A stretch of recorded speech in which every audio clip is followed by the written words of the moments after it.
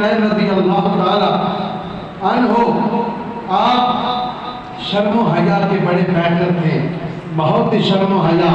عائشہ صدیقہ فرماتی ہیں میں اپنے گھر میں رسول اللہ کے گھر میں موجود ہوں، ابو بکر صدیق آئے، حضور اپنی پنڈلی سے کپڑا ہٹا ہوا ہے، بیٹھے ہیں، نہیں ہلے، اپنی جگہ سے حرکت نہیں کی۔ عمر ابن خطاب آئے، آپ سیدھے ہو کے نہیں بیٹھے، اپنی پہلی کیفیت میں بیٹھے ہیں۔ عثمان آیا، جب عثمان آیا تو نبی پاک نے جو ٹیک دیوار کی لگائی تھی چھوڑ دی، سیدھے ہو کے بیٹھ گئے، پنڈلی پہ کپڑا بھی درست کر لیا۔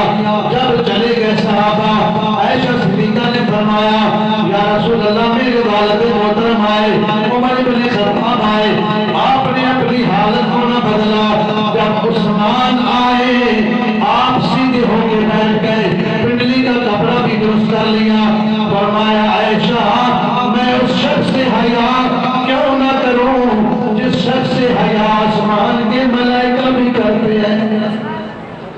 تو ایک جب ہجرت مدینہ کر کے گئے مسلمان تو نبی پاک صلی اللہ علیہ وسلم صحابہ کو، انصار کو، مہاجرین کو بھائی بھائی بنا رہے ہیں۔ ایک ادھر سے انصاری ایک مہاجر کو کہا کہ کون دونوں بھائی ہو آپس میں۔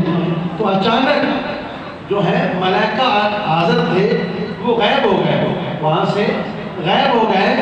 تو حضور نے فرمایا کہ فرشتوں سے سوال کیا، تو فرشتوں تم اچانک یہاں سے کیوں غائب ہو گئے، کیوں چلے گئے؟